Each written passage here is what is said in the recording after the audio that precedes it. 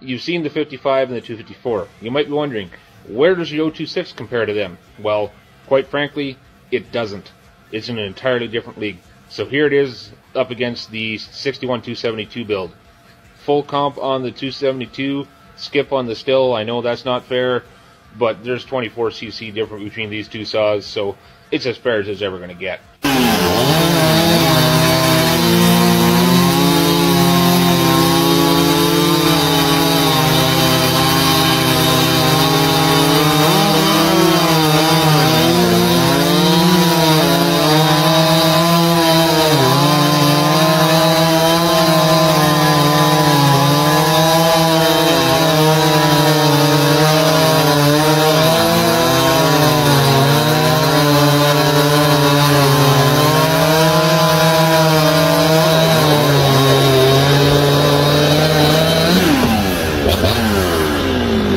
Quite frankly, that little guy is a monster.